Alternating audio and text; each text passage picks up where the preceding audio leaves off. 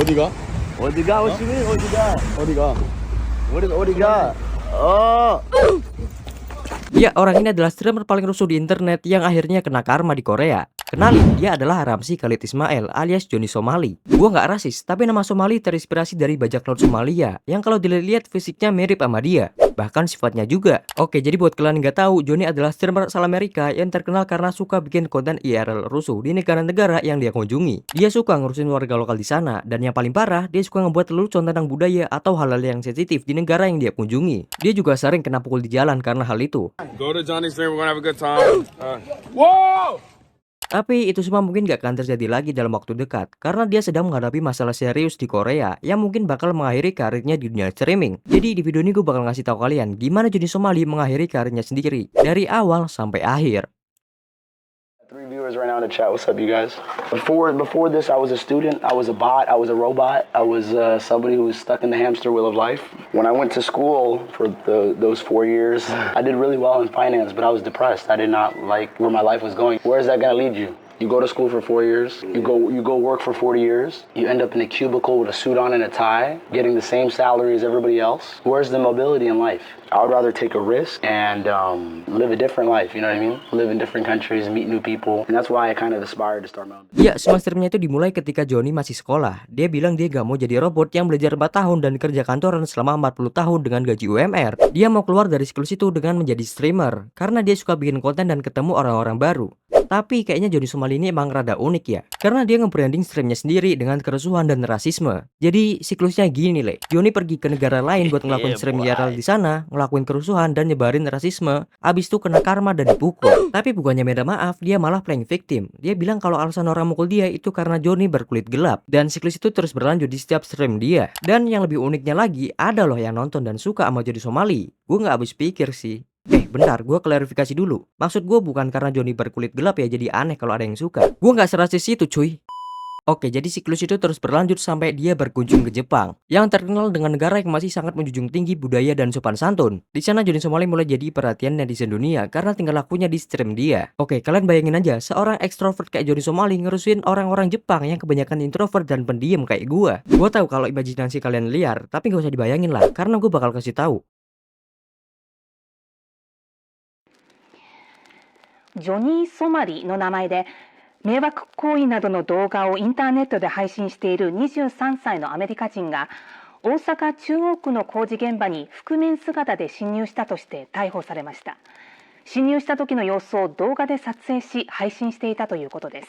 Streamingnya di sana langsung jadi kontroversi di internet, bahkan sampai dibahas sama Bang Eno Bening. Gimana nggak jadi kontroversi di internet coba? Di hari pertama dia di Jepang, dia ngeganggu orang-orang yang ada di kereta dengan ngomong kalau Amerika bakal ngelakuin itu lagi ke Hiroshima dan Nagasaki. Itu yang dimaksud di sini adalah ngejatuhin bom atom di Hiroshima dan Nagasaki, kayak waktu Perang Dunia Kedua, yang masih jadi trauma buat masyarakat Jepang sampai sekarang. Hiroshima? You know Hiroshima? Nagasaki? You know why you do this? Pearl Harbor? Hiroshima, Nagasaki. Yes, man. Yes, Hiroshima. The spy balloon. Hiroshima, Nagasaki. You know why we do to you? Hiroshima, Nagasaki. We destroy it because you don't know how to behave. Wallahi billahi wa tallahi. I swear to God. You do again, we're gonna do again. Klip itu langsung jadi viral dan langsung jadi korengan hangat di Reddit pada saat itu. Dan langsung keesokan harinya saat dia ngelakuin stream IRL di jalan, dia kena bogem mentah sama warlock di sana. Pos banget gua. Tapi itu baru sebagian kecil akibat dari klip kereta itu. Gak lama setelah dia kena bogem mentah di jalan, dia diajak ngopi. Maksud gue dilabrak. Ama ada yang bilang Yakuza, ada juga yang bilang YouTuber Jepang di sana buat ngelakuin permintaan maaf. Don't tell me you are going to drop atomic bomb on Japan. Okay. Okay. The Japanese don't think you are good. Okay. Apologize to the Japanese. Come on. Okay. Say. Okay. Okay, no. Say. No, just say it. Gomenasai, Japan. Gomenasai. I'm sorry. Okay. Dan coba tebak, apakah setelah dia minta maaf dia berhenti?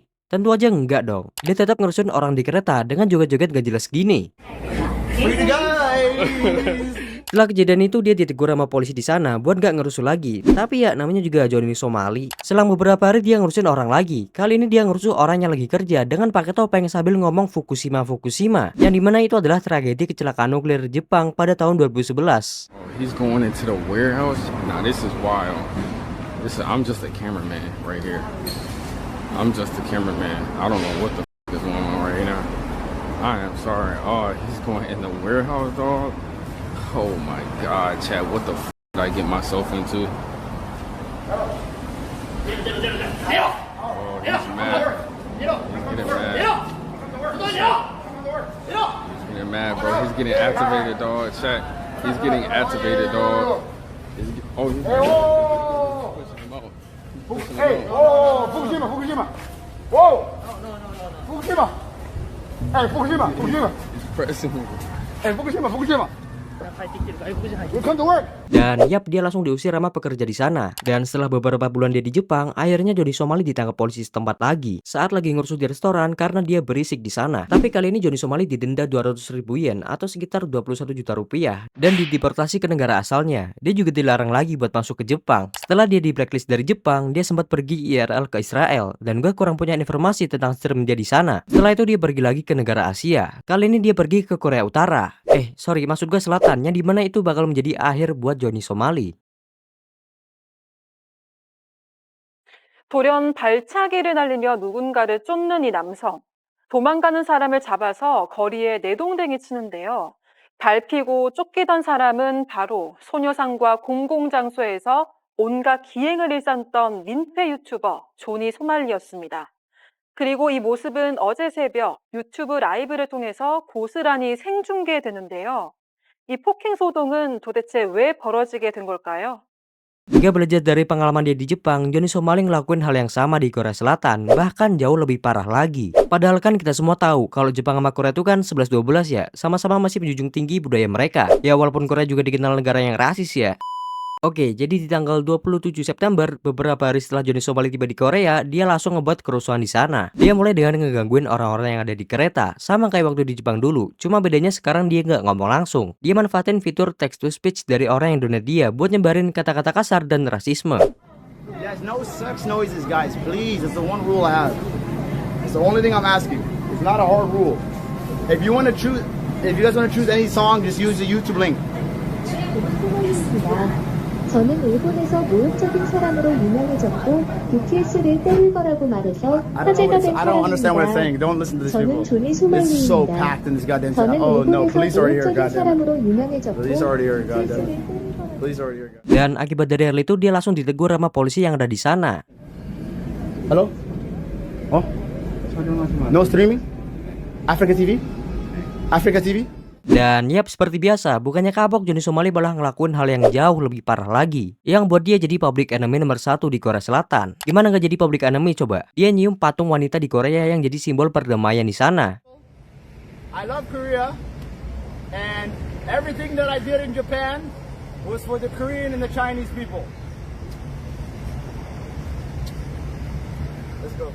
Itu bukan patung biasa, melainkan patung yang punya cerita dan sejarah kelam wanita Korea pada masa penjajahan dan Perang Dunia Kedua. Jadi gini Le, pada masa Perang Dunia Kedua, Jepang pernah menjajah Korea pada tahun 1910 sampai 1945. Di masa itu bisa dibilang masa terkelam buat para wanita yang ada di Korea. Karena pada masa itu para wanita muda di Korea dipaksa jadi pemuas nafsunya para prajurit Jepang. Sama lah kayak waktu Jepang jajah Indonesia dulu. Nah, patung itu menjadi simbol puluhan ribu wanita yang menjadi korban pada masa itu. Patung itu jadi simbol permintaan maaf dan pengenangan buat para korban. Dan gak cuma nyium patungnya doang, Johnny Somali ngelakuin hal yang jauh lebih parah lagi. Dia joget erotis di depan patung itu. Dan gak cuma sekali, dia ngelakuinnya lagi ditambah baby oil dan musik PDD yang kesannya melecehkan patung itu. Kalian bayangin aja, patung yang dijadiin simbol permintaan maaf dari warga Korea ke seluruh wanita yang jadi korban malah diberlakuin kayak gitu. Gue yang bukan warga Korea aja marah, apalagi warga lokal di sana. Beberapa hari setelah itu, tepatnya 7 Oktober, Johnny Somali masuk berita TV lokal di Korea. Tapi ya, berita itu masih belum jadi pemicu buat orang Korea membenci dia. Sampai pada tanggal 17 Oktober, Johnny Somali ngelakuin hal ini. Your father was right. Your father was right. Setelah klip itu viral, Joni Somali mulai jadi perbincangan di semua media berita Korea yang membuatnya resmi menjadi public enemy nomor 1 di sana. 미국인 한 유튜버가요, 국내에서 연이어 문제를 일으켜서 지금 논란을 빚고 있죠. 미국 국적 유튜버 조니 소말리입니다. 각종 기행과 민폐를. Dan yang kita tunggu-tunggu, akhirnya tanggal 25 Oktober Joni Somali dapetin bogem mentah pertamanya di Korea. Trust me, Johnny's. Go to Johnny's stream. We're gonna have a good time. Whoa! Ya, pertamanya karena 2 hari setelah kejadian itu dia dikeroyok sama pejalan kaki saat stream di jalan. 어, 때린다. 들어와.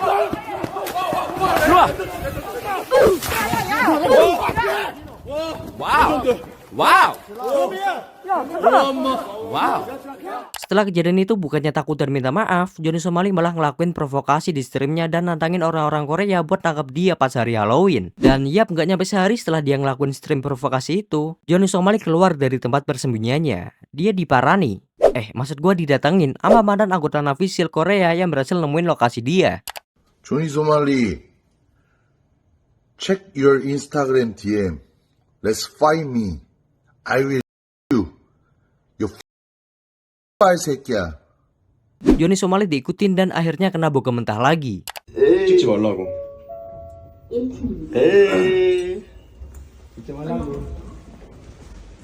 야, 소말리.